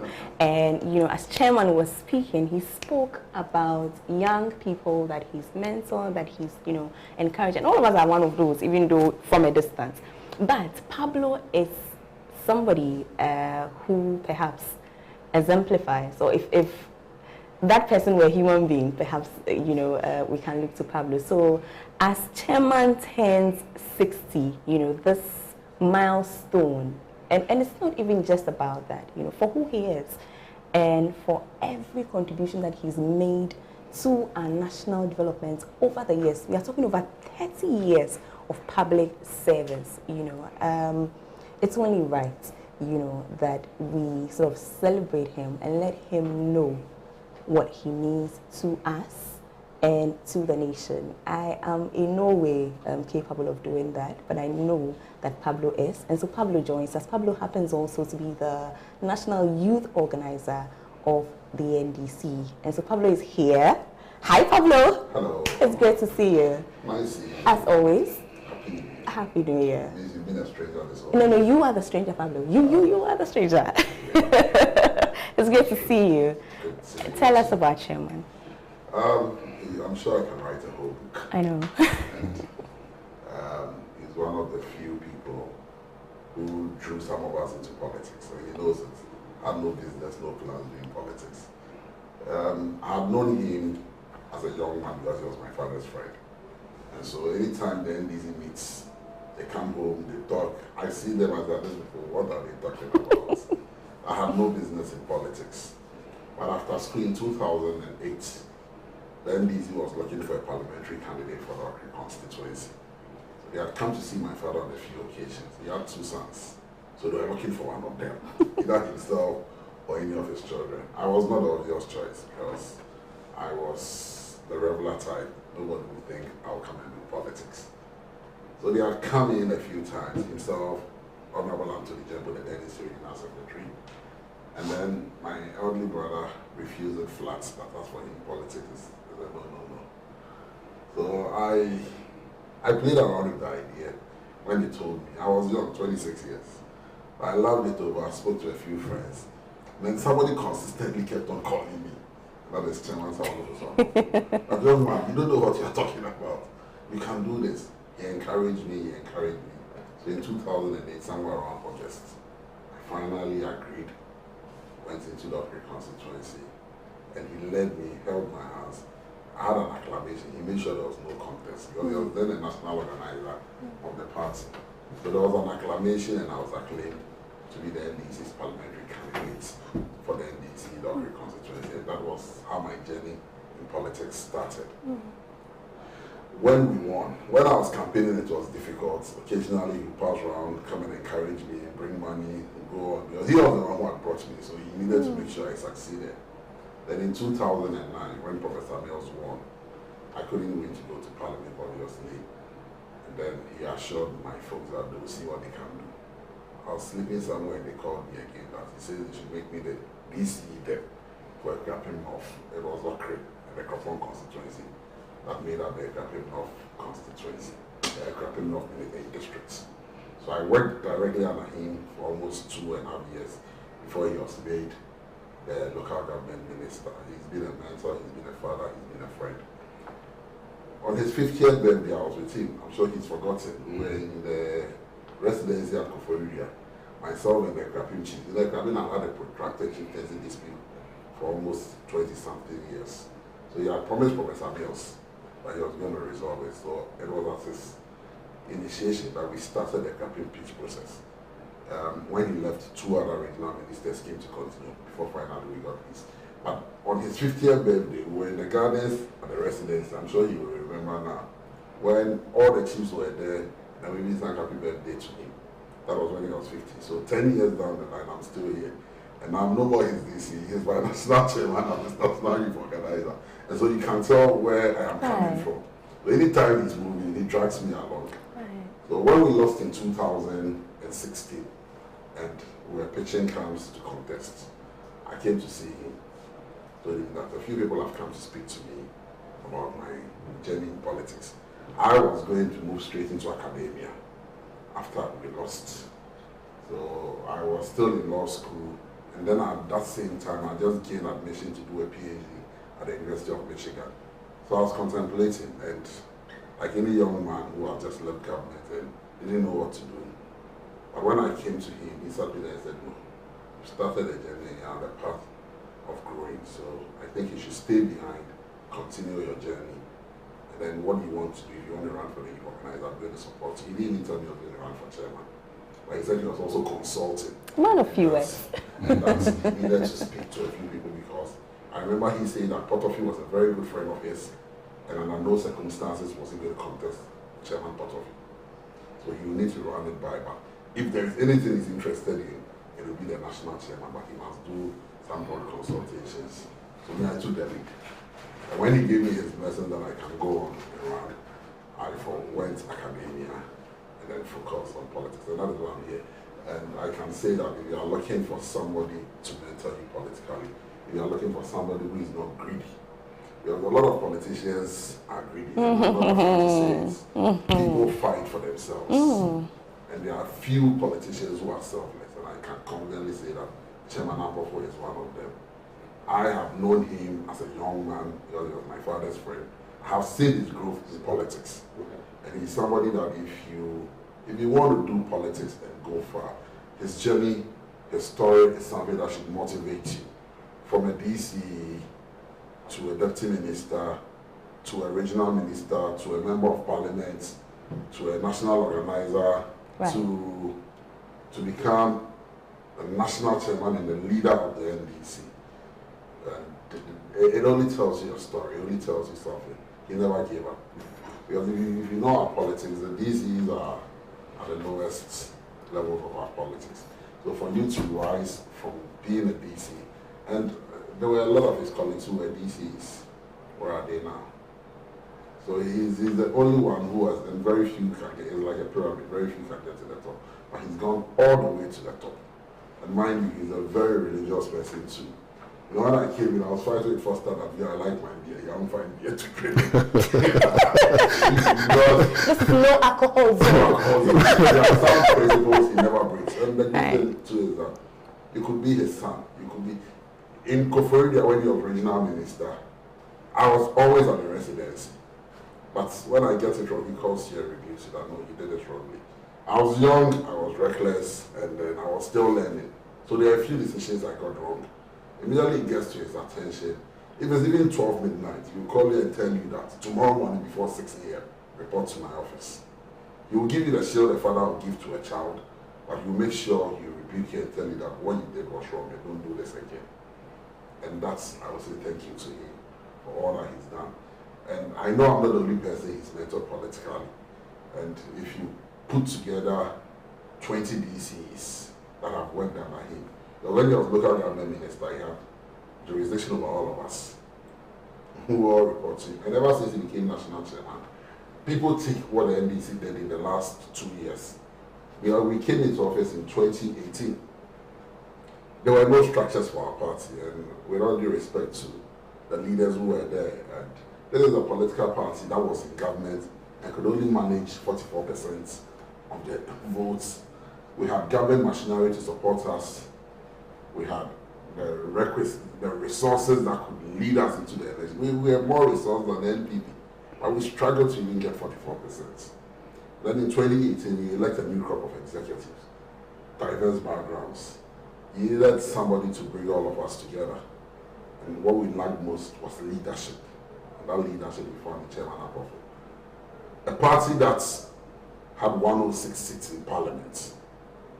And in 2 years, turns over the fortunes of that party and get 137, even though we are still contesting some seats, we believe we should have been given more. And then also even contest the results of the elections. A party that people wrote us off. Because people made fun of us. 1 million votes, 44, people made fun of us. To the extent that people even said that the whole vehicle, the NDC vehicle, was broken beyond repairs. It took 2 years. And it was a direction that we got from the national chairman, the flag bearer, that brought the party where it is today. So we can downplay what we've achieved, because maybe we didn't get the ultimate, but the recovery we did in 2020, in the political history of this country, it's never happened. We've seen successive elections where political parties will lose, and then the next 4 years, they don't do any better. We saw it in 2000, when we lost in 2004. We saw President Kufuor increase his margins in Parliament and what have you. Usually presidential votes will come out, but parliamentary majority, the government of the day gets it. In 2008, when we won 2012, we saw the difference we gave the NPP in terms of parliamentary strength. So for the NDC to achieve this, you can only credit those who are the head of affairs, and it is the flag bearer, His Excellency former President Mahama, and the national chairman. When he also came on board, the kind of reforms he brought, I'm not sure he's told you about where we're lacking in terms of intellectuals. You know, people saw the NDC as a party that lacked intellectuals. And the initial resistance the Pro-Forum faced and his direction of embracing them, the forming of lawyers across the regions. And trust me, today I'm a member of the Eastern Regional Bar, the Eastern Regional NDC Bar, and we meet. Just last week Sunday we had a Zoom meeting. It was all because of the direction we got from Chairman Ama. In the last elections, there is a story that many have not told, and sadly, the NDC, anyway, but it's a human institution. And if we'll be very honest with ourselves, we cannot write the successes of the NDC minus the role Chairman Ama played. From direction, the strategy group, even our communication document that was developed to run a campaign. The campaign program we drew, where maybe I said, he tags myself, my national organization, and a small team to put together that program. So if there are successes to the 2020 elections, Chairman Ampofo cannot be left out of that equation, and he's done amazingly well. For me, all I can say is that 60 is just the beginning of many more things for him to do. He's done well for the NDC, and the NDC can only reward him. 2024, I pray we win power, and I pray he still remains the chairman of the NDC, because his direction is what we need, especially under the current economic conditions we find ourselves. We don't have a strong person who understands governance and also has that family figure. He's the local government minister before, and trust me, that is the heartbeat of governance. So once he sits in there, he understands, and he's not an armchair chairman. There is not a single constituency in this country that in the last 2 or 3 years, I travel a lot as national youth organizer, and every youth program I have done, if it is in Zebila and I call him, chairman, we are going to Zebila. Sometimes under very difficult, because I'm a very stubborn person, and usually I leave it late. I go to the ground, get a job that I'm in trouble. It's not your fault. You have a good chairman. And then I call. And by the time I call, okay, we'll see. And before you know, either himself, the general secretary, the flag bearer, you draw all of them along, and they all come. Whatever the problems are, whatever the program is becoming reason, he's done very well. And I can assure you that the youth of the NDC are happy to celebrate him. We are happy we have him as our chairman. We can only wish him well. And we pray God continue to bless him with wisdom. And God sees him through so that he leads us into 2024. And when we trick our chairman, we'll check what's not You'll be part of the team that sharing process. We believe that with his direction and his leadership, the NDC can do well in 2024, and then finally our next power and fix the problems that confront this country. Thank you, Pablo. Thank you so much. I appreciate you, what you've done. Let me just say that this is one of many stories that people want to see. One of the things that I have done is try to help a lot of people. If you open the lines and you ask people to call from Axim to Zwarungu, people that we have helped. And I've also been in the corporate sector. I became a board chairman for GPH, Ghana Port and Harbours Authority. So many boards. And the transformation that has taken place at the port took place under our leadership. The port expansion, the hospital project, the reefer plants, so many other expansion in Takoradi and others. Within a space of 4 years after President Mahama came, there was phenomenal growth and expansion in the port industry. And at least we also created a lot of employment opportunity for some of the youth who are still there working. And they are grateful that we created that opportunity for them. When I became local government minister and we're creating new districts, we created employment opportunity for about 1,500 graduates from the universities and polytechnics. And they are all in the service now working. And so I believe that we need to create opportunity for the youth. The challenge that we are facing now is the youth who are almost becoming hopeless and realizing that there is no future for them. But I think that there's future. I told you that I deliberately went and studied local economic development at The Hague, because I believe that we can do development around. There's a district that I created in Drobonsu. They call it Sechafram Prince District. When I was national organizer, we had a by-election in Kumbawu, and I went to that area. I realized that that place was the food basket, but there was no road. In that particular area, you can enter there through 3 routes. You either go through Kou, or you go through Sene in the Brownhafo region, you go through Kou, or you go through another, from 3 corners of the region before you enter into one area. Then I decided I would create a district there, because it will be a growth post where we can harness the agricultural potential and also open opportunity. And now go and see Drobonsu. The last time we were campaigning and I went there, the streets have been tarred. There's a police station, there's a court, there is an e-block that has been built for them. Several other projects have taken place there. And the life of the people have been transformed. Ghana, we can change Ghana. Right. We have what it takes. We have the resources to change Ghana. I don't see the reason why we throw so much money and agric, we can't feed ourselves. Right. And people are just playing lip service with agric. We have practical ways by which we can resolve the problems of this country through simple irrigation. Do you know that as we speak to you now, the international supermarkets, and I call them I mean in the what do you call it? The Max Mart, and then the Palace, and then the Game, and others. They are international supermarkets. They are maybe, to borrow from Kwesi Pratt, they are the offshoot of neo-colonialism. You know that gradually they are taking the business of our market women, selling tomatoes, selling pepper, selling all these things.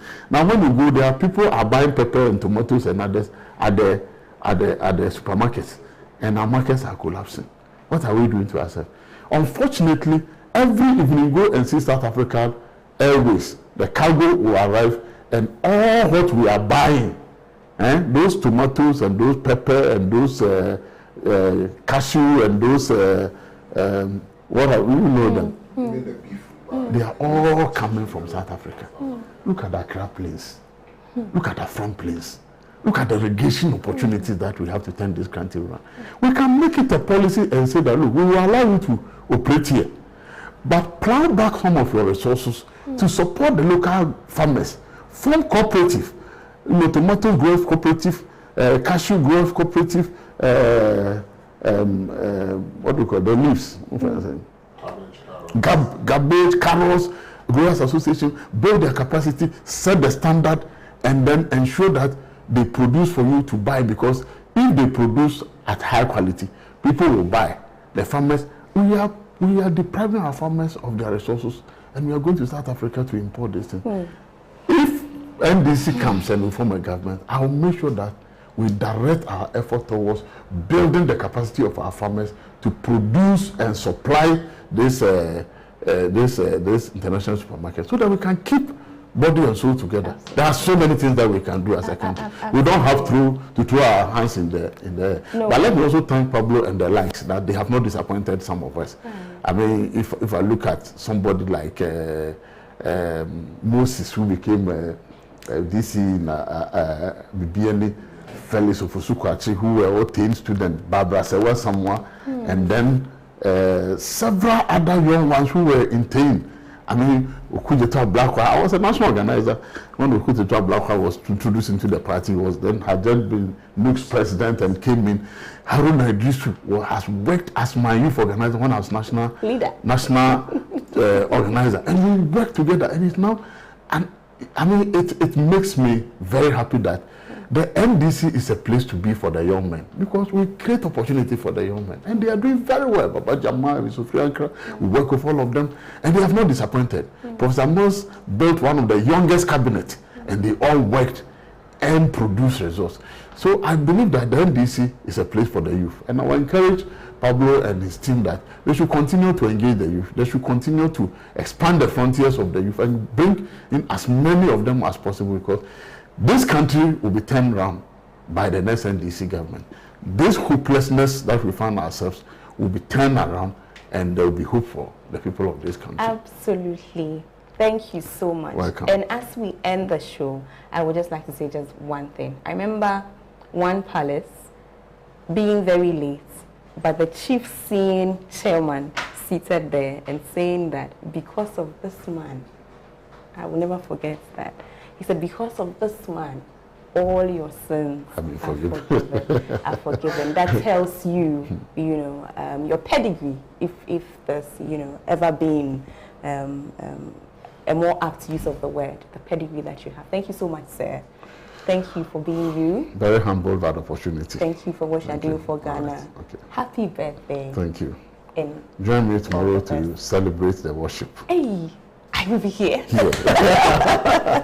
Thank you for watching. Thank you, Pablo. Thank you for watching. This has been our show. We've had the honor, the privilege to spend time with Chairman. I hope you enjoyed him half as much as I did. I'll see you next week. Have a lovely weekend. Bye.